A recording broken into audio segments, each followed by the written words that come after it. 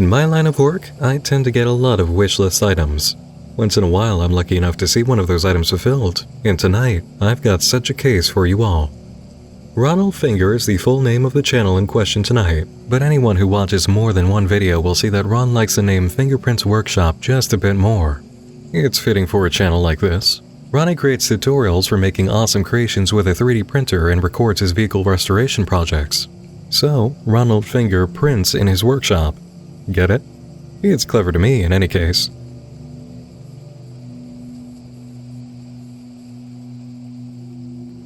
Ron's channel is a story of persistence and the kind of creative spirit that never quite stops.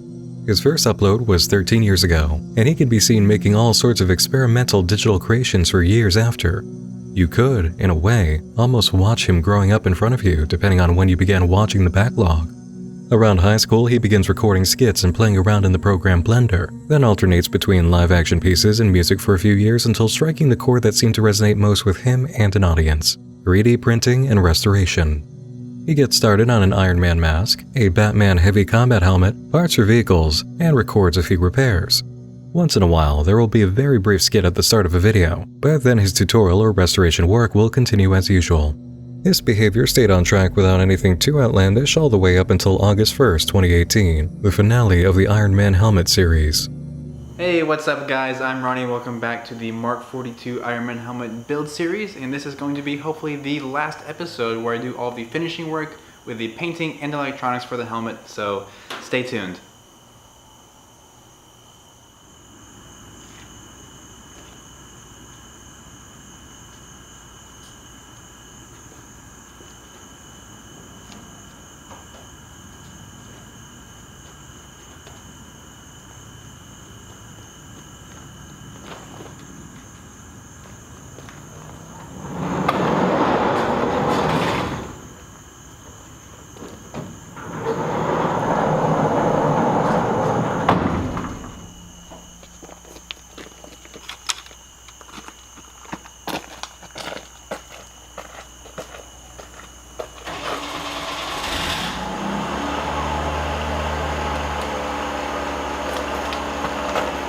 Ronnie rushes back to the garage door, alarmed at the engine noise. Upon inspection, he sees nothing, but heads further in, turns on the light, and is instantly surrounded by a cacophony of noises that sound as if they're over a phone line while music swells. He's transported to a different location in daylight, then receives a call from someone named Proud. The music swells again, we return to the space outside the garage, and Ron answers. A voice repeats, March 23rd, 2002, over and over. And then... You told me to wake you up to finish the Iron Man helmet. Okay. Thank you. Oh, by the way, you need to get rid of this bunk bed. We've had it since we lived in LaPorte.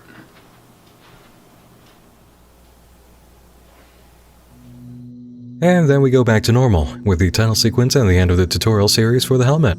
Yeah, seriously, nothing about the rest of this video is different. It just goes back to being a tutorial. There isn't even a hint in the tags that suggests that anything odd happened. And just like that, I knew I had something. Before we continue, big shout out to Darkfighter101 who brought this to my attention. Good work on catching what's honestly been a wishlist item of mine for a while. The perfectly legitimate tutorial vlog series that suddenly turns crazy. It even meets criteria I would love to see pulled off more often, which is the existence of a channel and old content for a while before the storytelling element sneaks in. Fingerprints Workshop carries on with project videos for 5 more uploads, nothing out of the ordinary. Then we get to a topic mentioned in the first anomaly video, Bye Bye Bunk Bed.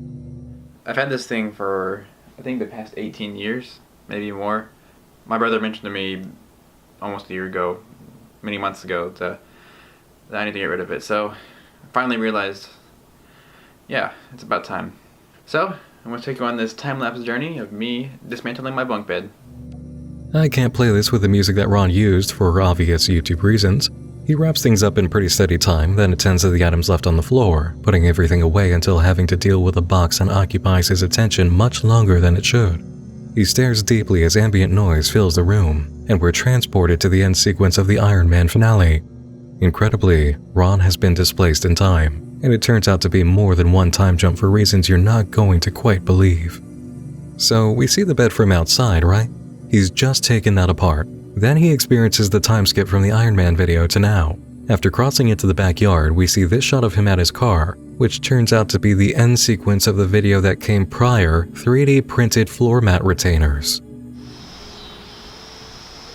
I think the blood loss is still getting to me because I'm pretty sure I just found myself walking in my backyard. Back in the house, Iron Man Ronnie stares at the mattresses removed from the bunk bed. The dramatic music from the first anomaly haunts him as he goes to the bedroom, opens the door, and sees himself. There are now, for sure, 3 Ronnies in one moment in time. The current version fades, leaving Iron Man Ron, who investigates the box. Inside, there's a tape. March 23, 2002. The Finger family of LaPorte, Texas. Ronnie digs out the necessary equipment and watches the video, studying his childhood self. In a way, we can count this as yet another time jump, can't we? The bed bunk is seen and the recorded voices clue us in that this is what we heard in the first anomaly. The video seems to end for a moment, and then come back for more, with a shot of a red car sitting in the garage that captures Ron's attention. My God, I forgot that I bought a Pontiac Fiero that was sitting in the ground for 20 years and brought it back to life and filmed every step of the way with the intent of releasing a 10-part series on YouTube. So yeah, look forward to that. So, wait, was that all just creative hype for the Fiero restoration series? Maybe. If it was, it's still brilliant. And if it's not just that, well, let's get looking. I will say this. If hype is what Ronnie wanted, hype is what he made, purely by a touch of magical practice through art. He blasted clear through 28,000 views on the bunk bed video to 3.7 million on the first Fiero restoration episode, and then 2.2 million on the second, 1.7 million on the third. This series alone brought in the majority of his views and subscribers. Very awesome results for a labor of love. And now, the start of the Fiero build.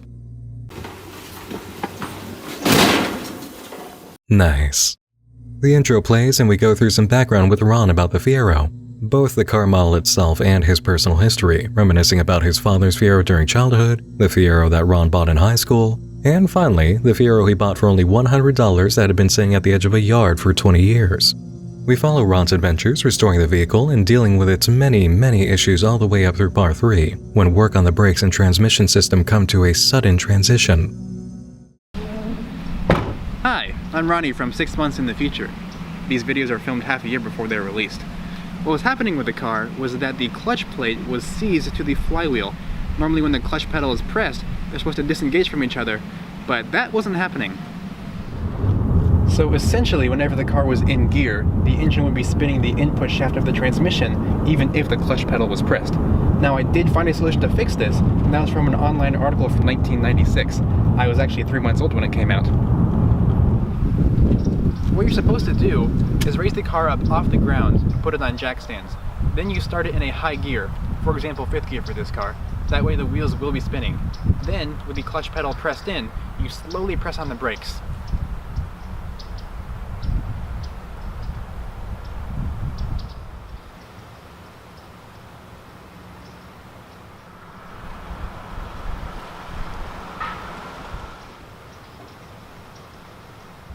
So what this does is stops the input shaft of the transmission from spinning, which forces the clutch plate to stop spinning.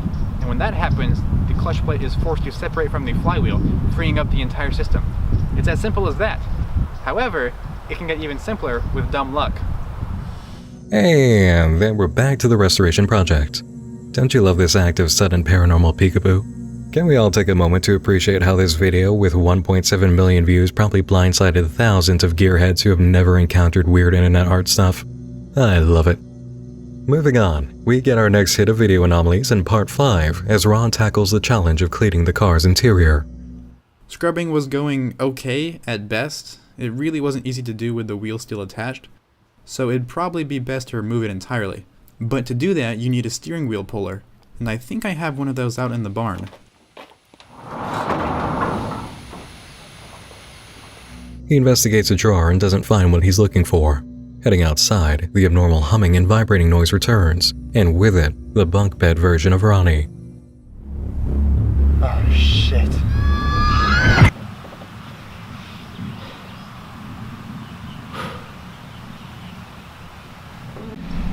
Hi, I'm Ronnie from 6 Months in the Future. Whoa, hold up. You're not going to get that by me. I've been doing this for too long. 061510. Could be a date, June 15th, 2010. Let's keep that in mind in case we find a moment to connect it to. And the door panels are finally going to go back on after having them off for a couple months. Some of the original plastic pins are still stuck in the door, but more than that, they're old and brittle, so I'm replacing them with new ones. And just like that, business as usual. Moving on. And now we hit the point of restoring the subframe from October 26, 2019. So with those painted parts drying inside the barn, we can now go back to the subframe. And that was washed off earlier like you guys saw, but now it should be completely dry.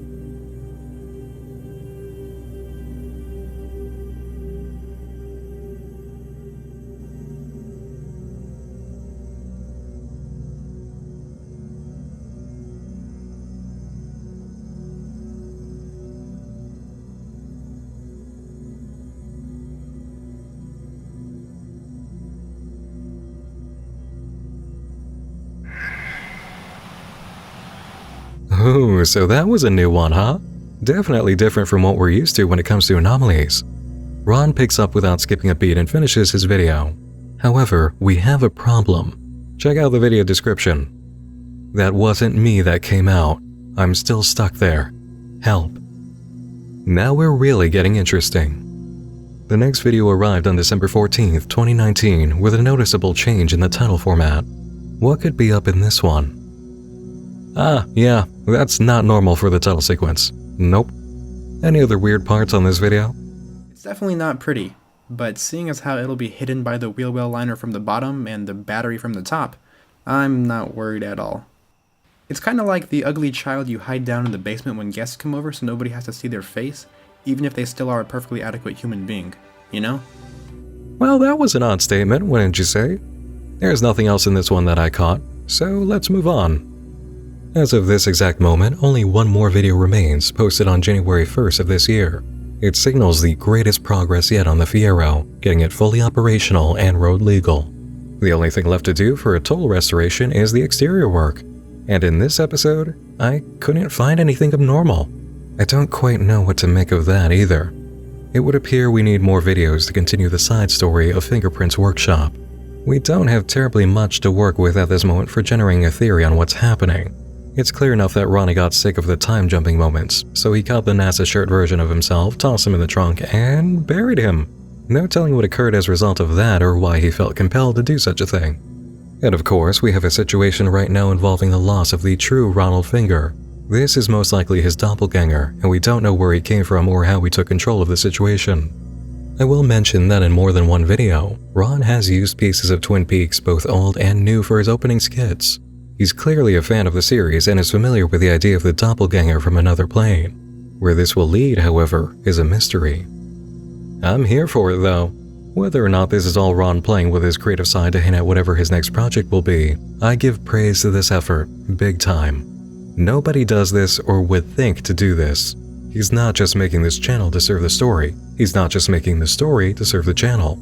This is a hybrid of what he was already doing and an incredible extra layer hidden in the folds of normal uploading. This is still a building tutorial and restoration project channel, but it's also unfiction. Nobody does what Ronald Finger is doing, and congratulations are in order. Well done on your Fiero and your creative endeavor.